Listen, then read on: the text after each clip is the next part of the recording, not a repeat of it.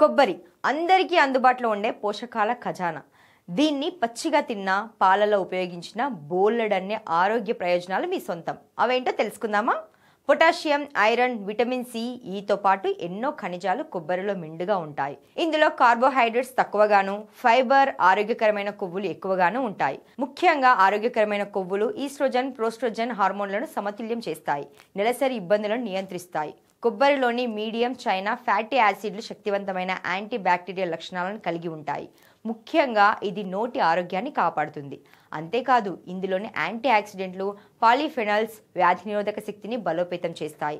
Lauric acid anti bacterial, anti viral, anti fungal గుణాలు వివిధ రకాల వ్యాధులతో పోరాడే శక్తిని శరీరానికి ఇస్తాయి. రక్తహీనతతో బాధపడేవారు రోజు కాస్త కొబ్బరి తిన్నా, కొబ్బరి పాల రూపంలో తీసుకున్న సమస్య దూరం అవుతుంది. అలానే తగినంత కాల్షియం అందించి ఎముక బలాన్ని పెంచుతుంది. ఎప్పుడైనా కండరాలు పట్టేసినట్లు అనిపించినా, నొప్పిగా అనిపించినా కొబ్బరితో తయారు చేసిన ఆహారం ఏదైనా తీసుకోండి.